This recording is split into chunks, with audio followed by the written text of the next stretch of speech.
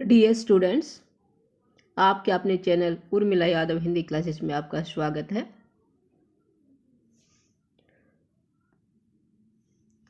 आज की हमारी ये क्लास अभिव्यक्ति और माध्यम को लेकर है। देखिए, अभिव्यक्ति और माध्यम, ये जो अभिव्यक्ति और माध्यम है, ये कक्षा 12वीं 12th क्लास के पाठ्यक्रम में सिलेबस में संकलित है। अभिव्यक्ति और माध्यम से लघु उत्तरीय वस्तुनिष्ठ प्रश्न भी आते हैं और साथ में विस्तार से व्याख्या के लिए प्रश्न भी आते हैं। आज की इस क्लास में हम वस्तुनिष्ठ प्रश्न करेंगे, लघु उत्तरीय प्रश्न करेंगे, जो कि बहुत ही महत्वपूर्ण है। परीक्षा में 50% वस्तुनिष्ठ प्रश्न आने हैं। उसी बात को ध्यान में रखते हुए हमें इन प्रश्नों को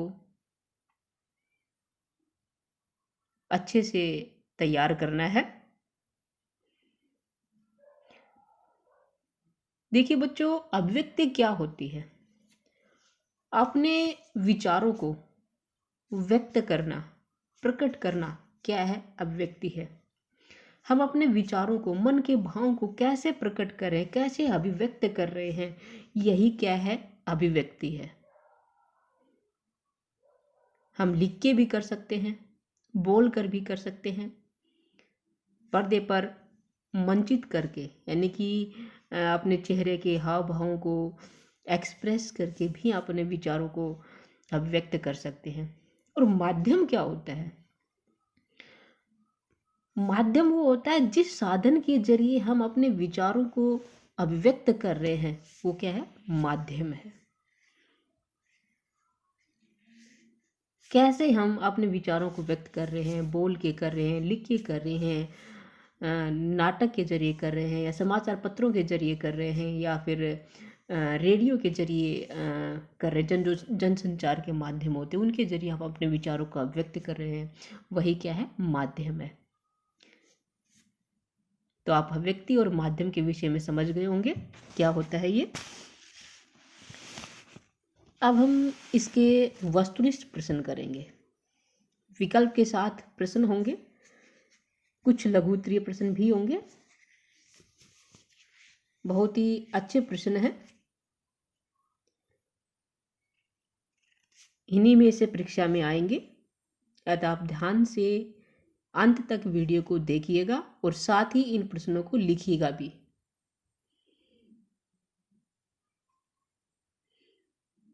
जो विद्यार्थी कक्षा 11वीं और कक्षा 12वीं में हैं, उनके लिए बहुत ही महत्वपूर्ण है ये वीडियो, और साथ ही ये प्रश्न भी। इस वीडियो में जो प्रश्न बताए जाएंगे वो आपकी परीक्षा की दृष्टि से बहुत महत्वपूर्ण है। चलिए इनको हल करते हैं, और यदि आप प्रश्न का उत्तर पहले से जानते हैं तो बताएंगे अवश्य, और लिखना तो आपको है ही। अपनी नोटबुक में साथ साथ लिख भी लीजिएगा वीडियो को पॉज करके। पहला प्रश्न देखते हैं। खबर में लेखक तथ्यों को बदल नहीं सकता, पर दो या दो से अधिक तथ्यों के मेल से असलियत खोल सकता है। जो खबर होता है, समाचार होता है, उसमें तथ्यों को बदल तो नहीं सकता, पर उसमें दो या दो से अधिक तथ्यों के मेल से असलियत खोल सकता है। ये कथन किसका है? किसने कहा था ये कथन? ये बताना है। रघुवीर साहे, नवनीत, शमशेर बहादुर सिंह, अग्रवाल। ये कथन रघुवीर शाह का है। किसका है? रघुवीर शाह का।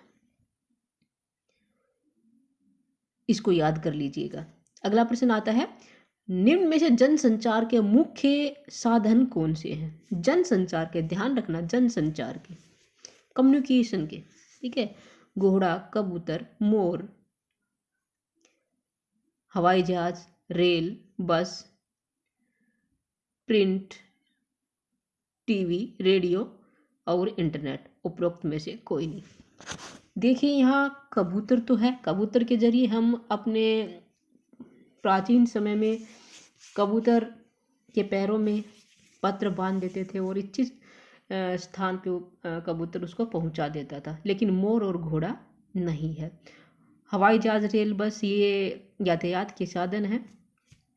तो अब प्रिंट यानी कि print media, TV, radio, internet, ये सारे क्या है, जनसंचार के माध्यम है। तो उत्तर क्या होगा, ग, प्रिंट। प्रिंट यानी कि जिसमें हम प्रिंट के जरिए छापते हैं समाचार, ठीक है, पत्र पत्रिकाएं, समाचार पत्र, ठीक है। टीवी है, रेडियो है, इंटरनेट है, ये जनसंचार के माध्यम है।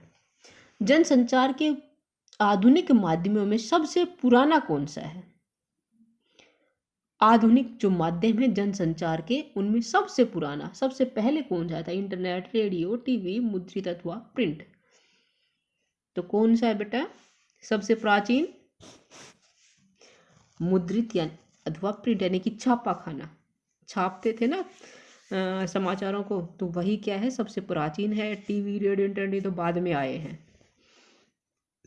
आगे देखते हैं कौन सा प्रश्न आता है। मुद्रण की शुरुआत किस देश से हुई? यानी कि छापे खाने की, प्रिंट की शुरुआत कौन से देश से हुई थी?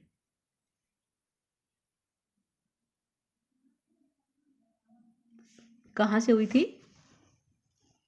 चीन से। कहाँ से हुई? चीन से। छापे खाने का आविष्कार किसने किया? Charles Babbage, Gutenberg, Markovnikov, John Logie, Baird. चीन से हुआ था मुद्रण की शुरुआत, प्रिंट की शुरुआत, फिर छापाखाना भी चीन में हुआ था। तो इसका आविष्कार किसने किया था? गुटेनबर्ग ने। किसने किया था? Gutenberg. Father of computer Charles Babbage कहलाते हैं, ठीक है। भारत का पहला छापाखाना कब खुला? भारत में, ध्यान रखना है, भारत में छापाखाना, पहला छापाखाना कहाँ खुला था, कब खुला था? सन 1956 में। सन 1956 में भारत में पहला छापाखाना खुला था। गुटेनबर्ग कहाँ का रहने वाला था? गुटेनबर्ग ने छापे खाने का आविष्कार किया था। ये कहाँ के रहने वाले थे? देखिए मुद्रण की शुरुआत तो चीन में हुई थी, लेकिन जो गुटेनबर्ग है ये इन्होंने इस छापे खाने का आविष्कार किया था। और ये गुटेनबर्ग जर्मनी से थे। कहाँ से थे ये? जर्मनी के निवासी थे, जर्मनी के रहने वाले थे। अगला प्रश्न आता है, भारत में पहला छापाखाना किसने खोला? सन 1956 में खुला था पहला छापाखाना। किसने खोला था ये? मुस्लिम ने, यहूदियों ने, मिशनरियों ने, मंगोलों ने। किसने खोला था? मिशनरियों ने। पहला जो छापाखाना खोला था भारत में सन 1956 में मिशनरियों ने खोला था। अगला प्रश्न आता है, भारत का प्रथम छापाखाना कहाँ खोला गया? सन 1956 में खोला था, मिशनरियों ने खोला था, लेकिन कहाँ खोला? दिल्ली में खोला, गोवा में, मुंबई में, या फिर कश्मीर में? गोवा में खोला। कहाँ खोला? गोवा में। मुद्रित माध्यमों में आता है, मुद्रित यानी कि प्रिंट माध्यमों में कौन से जो 4 विकल्प है इनमें से आता है? अखबार, पत्र पत्रिकाएं, पुस्तकें, TV, internet, radio, tape recorder, या फिर उपयुक्त सभी?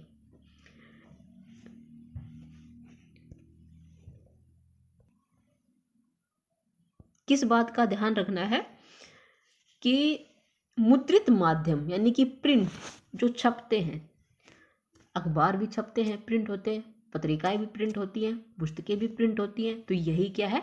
मुद्रित माध्यम है। क्या है ये? मुद्रित माध्यम है। अगला है, मुद्रित माध्यम किसके काम नहीं आता? जो प्रिंट के जरिए हमें समाचार मिलते हैं, छप के समाचार मिलते हैं, पुस्तकें मिलती हैं, पत्र पत्रिकाएं मिलती हैं, वो किसके काम नहीं आती? निरक्षर, गरीब, अमीर, साक्षर।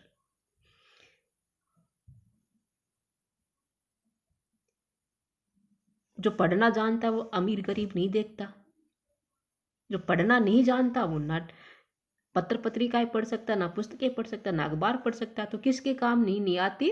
निरक्षर के काम नहीं आती। साक्षर जो पढ़ा हुआ हो, निरक्षर जो पढ़ा हुआ ना हो, जिसको पढ़ना लिखना नहीं आता हो। ठीक है, गरीब अमीर का यहाँ कोई ऑप्शन गलत होंगे ये। जो निरक्षर होगा, अनपढ़ होगा, उसके लिए मुद्रित माध्यम किसी काम का नहीं है। उसके लिए काला अक्षर भैंस बराबर होगा, यानी कि वो कुछ पढ़ ही नहीं सकता। आगे देखते हैं, समाचार किस शैली में लिखा जाता है? जब हमने अव्यक्ति और माध्यम पढ़ा था तो जो समाचार लिखने की जो शैली थी उसके विषय में बताया था। सबसे लोकप्रिय शैली कौन सी है समाचार लेखन की? वो होती है उल्टा पिरामिड शैली। कौन सी होती है? उल्टा पिरामिड शैली। उल्टा पिरामिड शैली में क्या होता है? जो क्लाइमेक्स होता है, जो अंत होता है, उस प्रारंभ में आता है। ठीक है, जो अंत होता है, जो खबर होती है, उसका जो मेन सार, जो उसका निचोड़, उसका अंत क्या है, क्लाइमेक्स क्या होता है, वो शुरुआत में आएगा। और यही क्या है? उल्टा पिरामिड शैली, और समाचार पत्र लिखने की लोकप्रिय शैली है। उल्टा पिरामिड शैली को कितने भागों में बांटा जा सकता है? 3 भागों में बांटा जा सकता है। कितने भागों में बांटा जा सकता है? 3 भागों में। इंट्रो, बॉडी और समापन। ठीक है, 3 भागों में बांटा जा सकता है। अगला प्रश्न है, उत्तर प्रदेश के उन्नाव जिले में एक सड़क दुर्घटना में आज 20 लोगों की मौत हो गई। मृतकों में 5 महिलाएं और 3 बच्चे थे। उल्टा पिरामिड शैली के अनुसार ये समाचार के किस भाग में लिखा जाना चाहिए? किस भाग में लिखा जाएगा ये जो खबर है? ये इंट्रो में लिखा जाएगा। किस में लिखा जाएगा? इंट्रो में, यानी कि जो सबसे पहले आएगा। ठीक है, जो उल्टा पिरामिड शैली के 3 भाग है उन्हीं में से ये एक भाग है इंट्रो, और ये जो खबर है ये इंट्रो में लिखी जाएगी। रेडियो प्रसारण के लिए तैयार की जा रही समाचार कॉपी के लिए किस बात का ध्यान रखना चाहिए? रेडियो प्रसारण के लिए कोई रेडियो पर प्रसारित करना है कार्यक्रम, उसके लिए समाचार की जो कॉपी है उसको तैयार किया जा रहा है। क्या ध्यान रख के तैयार की जाती है वो कॉपी? आगे देखते हैं इसके विकल्प क्या है। कॉपी के दोनों और पर्याप्त मात्रा में हाशिया छोड़ा हो, यानी कि दोनों तरफ जगह छोड़ी जाए, लेफ्ट में भी राइट में भी, जिसको हाशिया बोलते हैं। यानी कि हेडर, जो फूटर होता है। ठीक है, क्या होता है? फूटर। एक पंक्ति में अधिकतम 12 या 13 शब्द होने चाहिए। कॉपी कंप्यूटर पर ट्रिपल स्पेस में टाइप होनी चाहिए। तो ये क्या होगा? रेडियो समाचार लेखन के लिए जो कॉपी तैयार की जा रही है उसके लिए इन सभी बातों का ध्यान रखना जरूरी है। सभी बातों का ध्यान रखना जरूरी है। कॉपी के दोनों ओर पर्याप्त मात्रा में हाशिया छोड़ा हो, और पंक्ति में अधिकतम 12-13 शब्द होने चाहिए, और कॉपी कंप्यूटर पर ट्रिपल स्पेस में टाइप होनी चाहिए, यानी कि स्पेस में पंक्तियों के बीच में स्पेस होना चाहिए, ट्रिपल। अगला प्रश्न है, इंटरनेट पत्रकारिता को कहा जाता है? इंटरनेट पत्रकारिता को क्या कहते हैं? ऑनलाइन पत्रकारिता बिल्कुल कहते हैं, साइबर पत्रकारिता ये भी कहते हैं, वेब पत्रकारिता ये भी कहते हैं। तो क्या होगा? सभी। जो इंटरनेट पत्रकारिता होती है, यानी कि हम नेट के जरिए जो पत्र पढ़ते हैं, समाचार पत्र पढ़ते हैं, उनको ऑनलाइन पत्रकारिता भी कहते हैं, साइबर पत्रकारिता भी कहते हैं, वेब पत्रकारिता भी कहते हैं। प्रश्न नंबर 17 पे आते हैं। इस समय विश्व स्तर पर इंटरनेट पत्रकारिता का कौन सा दौर चल रहा है? अब फिलहाल में इंटरनेट पत्रकारिता का कौन सा दौर चल रहा है? तीसरा दौर चल रहा है। कौन सा दौर चल रहा है? तीसरा दौर चल रहा है। विश्व इंटरनेट पत्रकारिता का पहला दौर कब से कब तक चला? देखिए अब तीसरा चल रहा है तो पहला कब से कब तक चला था, फिर दूसरा कब से कब तक चला, तीसरा कब से कब तक चला, ये सभी प्रश्न आएंगे। देखते हैं पहला कब से कब तक चला। सन 1982 से 1992 तक, पहला विकल्प सही है। सन 1982 से सन 1992 तक इंटरनेट पत्रकारिता का पहला दौर चला। प्रश्न नंबर 19 पे आते हैं, देखते हैं क्या है उसमें। सभी बच्चे इन प्रश्नों को लिखेंगे और यदि आपने वीडियो को लाइक नहीं किया है, शेयर नहीं किया है अपने दोस्तों के साथ, तो कृपया करके आप शेयर कर दीजिए, लाइक भी करें। और यदि आप चैनल पर नए हैं तो कृपया करके सब्सक्राइब भी करें।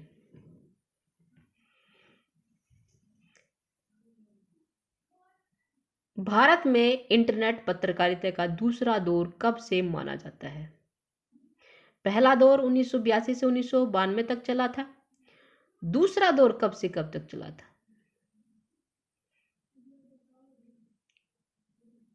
कब से माना जाता है दूसरा दौर?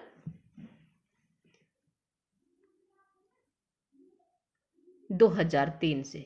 कब से माना जाता है? 2003 से।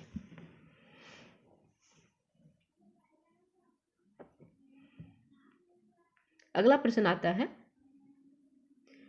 निम्न में से कौन सा अखबार प्रिंट रूप में न होकर सिर्फ इंटरनेट पर ही उपलब्ध है?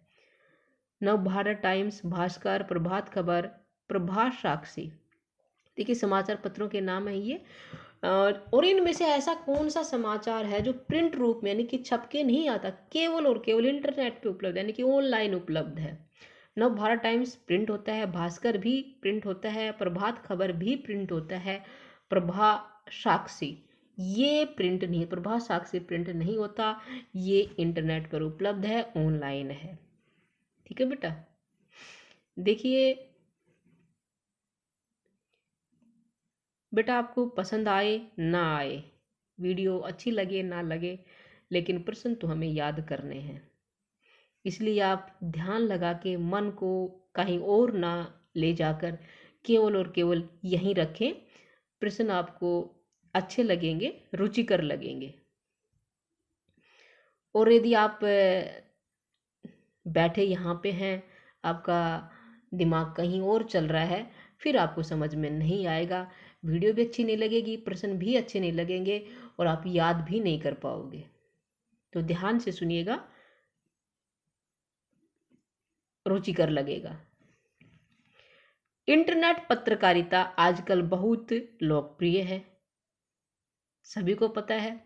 इंटरनेट की जो पत्रकारिता है, आजकल समाचार पत्र को बहुत कम पढ़ते हैं, मोबाइल फ़ोन पे या फिर जिसके पास लैपटॉप है, कंप्यूटर है, उस पे समाचार आते हैं, पढ़ लेते हैं,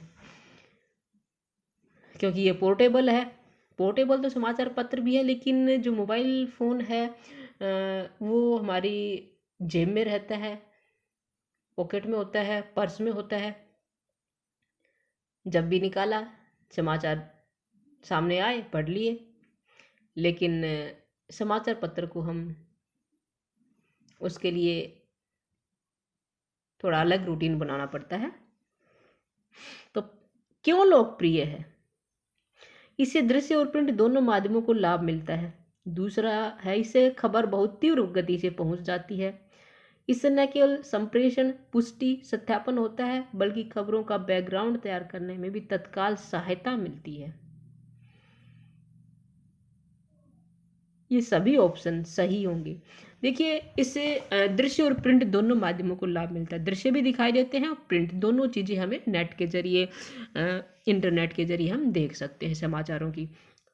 दूसरी बात, जो खबर है, समाचार पत्रों में तो जो समाचार होते हैं, जो अखबार होते हैं, पत्र होते हैं, उनमें जो खबर छपती है उससे पहले ही नेट पे वो आ चुकी होती है, यानी कि खबर तीव्र गति से पहुंच जाती है।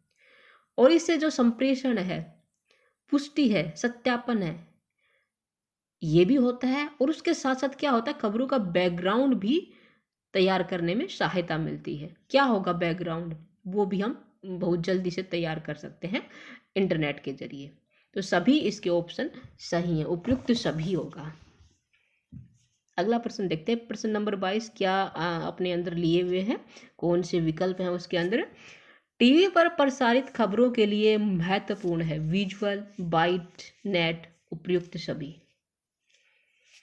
विजुअल यानी कि दृश्य, बाइट, नेट, ये जो सभी चीज़ें हैं, नेट यानी कि इंटरनेट, और बाइट जो डाटा को मापने की इकाई होती है कंप्यूटर में, bit, byte, kilobyte, megabyte, gigabyte, terabyte, ये जो डाटा होता है, तो उसका जो जैसे हम मापने की इकाई है किसको, डेटा को।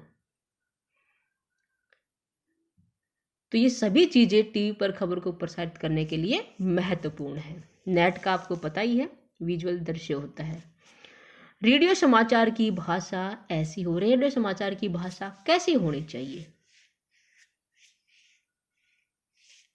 जिसमें आम बोलचाल के कठिन शब्दों का प्रयोग हो, कठिन शब्द तो नहीं होने चाहिए, जिसे समाचार वाचक आसानी से पढ़ सके, ये ठीक लग रहा है मुझे। अगला देखते हैं क्या होगा, जिसमें आम बोलचाल की भाषा के साथ साथ सटीक मुहावरों का प्रयोग हो। रेडियो के जो समाचार होंगे उनमें मुहावरे नहीं हो सकते, मुहावरों का प्रयोग नहीं होगा।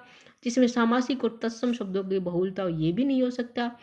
जिसे समाचार वाचक आसानी से पढ़ सके, ये बिल्कुल सही है। समाचार वाचक यानी समाचार बोलने वाला आसानी से पढ़ सके, ऐसी भाषा होनी चाहिए रेडियो समाचार की। ठीक है, ख विकल्प सही है, ख। अगला प्रश्न आता है,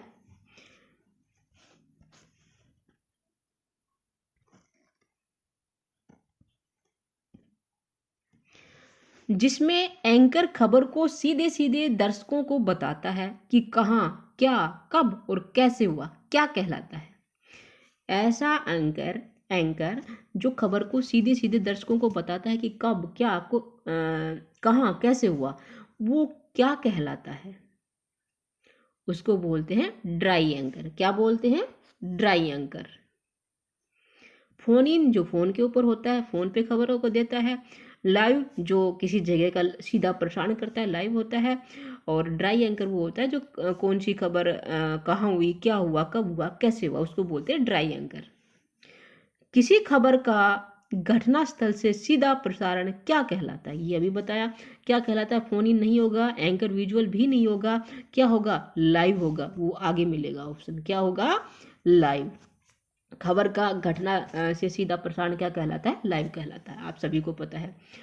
उल्टा पिरामिड शैली में क्या नहीं होता, देखिए उल्टा पिरामिड शैली के 3 प्रकार होते हैं, 3 रूप होते हैं। कितने होते हैं, 3। मैंने बताया था, एंट्रो, बॉडी और समापन। इसमें निष्कर्ष नहीं होता, क्या नहीं होता, निष्कर्ष नहीं होता।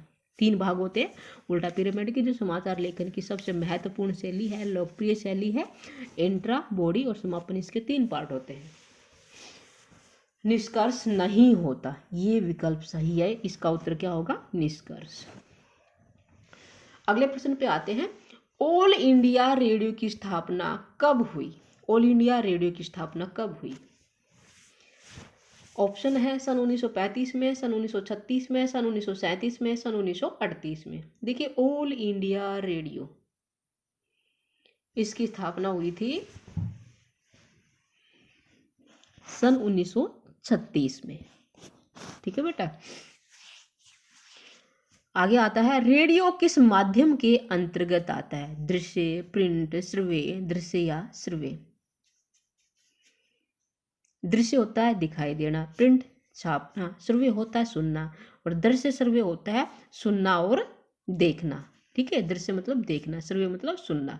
तो रेडियो पे हम क्या देख सकते हैं, नहीं देख सकते। प्रिंट क्या छप के खबर आती है, नहीं आती। तो क्या होता है, सुनाई देता है। तो क्या कौन सा माध्यम होगा, सर्वे माध्यम होगा। ठीक है, टेलीविजन चैनल पर दी जाने वाली खबर का पहला चरण क्या कहलाता है, पहला चरण जो खबर दी जाती है, बोलते हैं ना breaking news, breaking news, breaking news. तो क्या होगा, पहला चरण वही होगा, ब्रेकिंग न्यूज। क्या होगा, ब्रेकिंग न्यूज। आगे देखते हैं।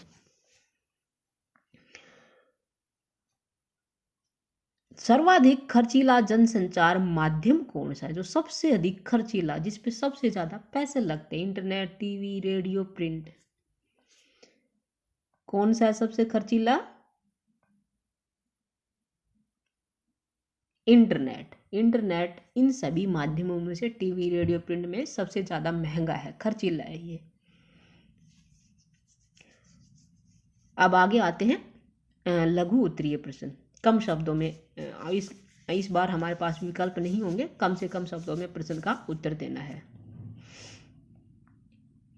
मैं प्रश्न के उत्तर को लिखूंगी, आप भी लिख लीजिएगा।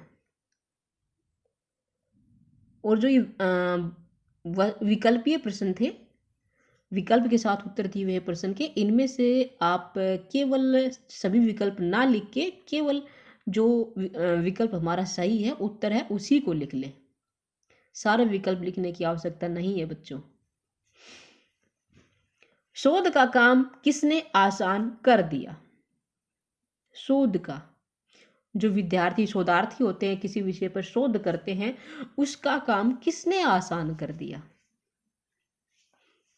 क्या होगा इसका उत्तर? है इंटरनेट ने। इंटरनेट ने शोध के विषय को आसान कर दिया, यानी कि जिस विषय पे हम शोध कर रहे हैं उससे संबंधित जानकारी को हम नेट के जरिए सर्च कर सकते हैं, नेट से उस जानकारी को उठा सकते हैं, ले सकते हैं। तो इंटरनेट ने शोध के विषय को आसान कर दिया है। अगले प्रश्न पे आते हैं, प्रश्न नंबर 32। पिरामिड शैली का प्रमुख भाग है। पिरामिड शैली के प्रमुख भाग है, इसके भी वही भाग होते हैं जो, यानी कि उल्टा पिरामिड, वही तो है ये, उल्टा पिरामिड शैली है, उसी का है। तो क्या हो गए? इंट्रो, बॉडी और समापन। क्या होंगे? उत्तर क्या होगा? इंट्रो, बॉडी व समापन। ठीक है, इंट्रो, बॉडी, समापन, 3 भाग है पिरामिड शैली के, यानी कि उल्टा पिरामिड है। अब अगला है प्रश्न नंबर 33 पे आते हैं। जनसंचार के माध्यमों के किन्हीं 2 कार्यों का उल्लेख करें। जो जनसंचार के माध्यम है, जिसके जरिए सूचनाओं का आदान प्रदान होता है, उसके 2 कार्य बताइए। तो क्या हो सकता है? एक तो यही हो गया सूचना देना, सूचना देना। दूसरा क्या करेंगे? एजेंडा तैयार करना, एजेंडा तैयार करना। ठीक है, सूचना देना और एजेंडा तैयार करना, ये किसके? जनसंचार के 2 कार्य हैं। प्रश्न नंबर 34 पे आते हैं। हिंदी में नेट पत्रकारिता की शुरुआत किस पोर्टल से मानी जाती है? हिंदी में नेट पत्रकारिता की शुरुआत किस पोर्टल से मानी जाती है? क्या होगा इसका उत्तर? Web portal. किससे है? Web portal.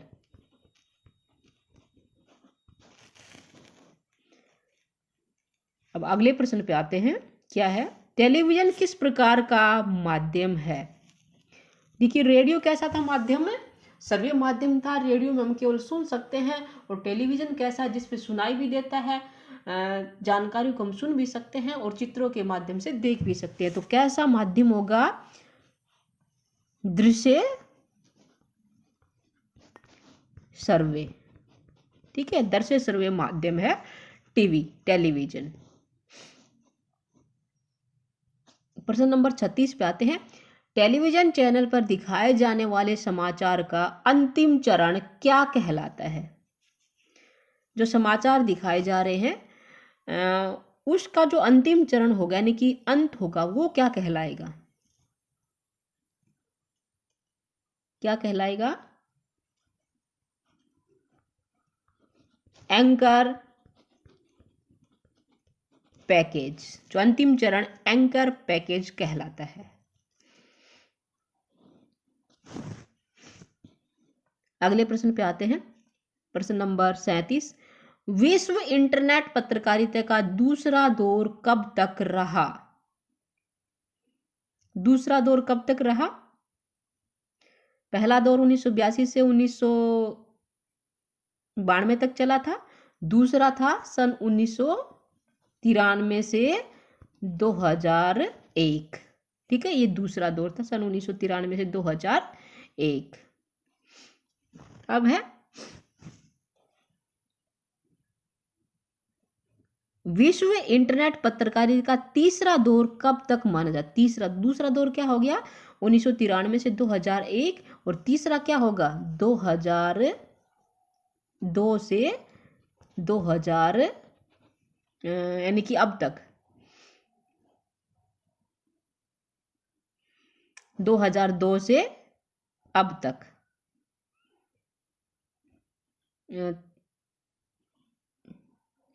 क्या होगा? 2002 से अब तक तीसरा दौर। ठीक है, कौन सा दौर? तीसरा दौर 2002 से शुरू हुआ था और अब तक जारी है, चल रहा है। अगला प्रश्न आता है, प्रश्न नंबर 39, भारत में इंटरनेट पत्रकारिता का कौन सा दौर चल रहा है? भारत में कौन सा दौर चल रहा है?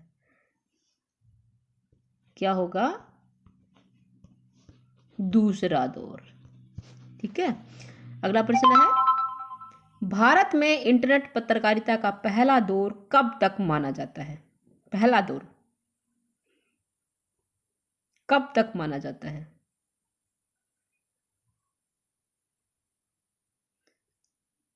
1993 से।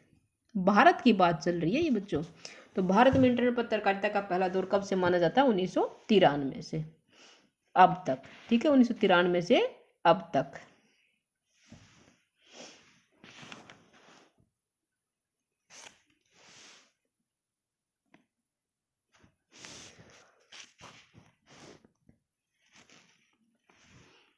ये थे जन अभिव्यक्ति और माध्यम के बहुविकल्पीय और लघु उत्तरीय प्रश्न। उम्मीद करती हूँ सभी बच्चों ने अच्छे से सुना होगा, साथ ही लिखा भी होगा। और यदि आपने लाइक नहीं किया हो तो कृपया करके लाइक कर दीजिए। फिर से मैं आपसे कह रही हूँ, यूँ समझ लो कि मेरी रिक्वेस्ट आपसे। और साथ ही शेयर भी करें अपने दोस्तों के साथ।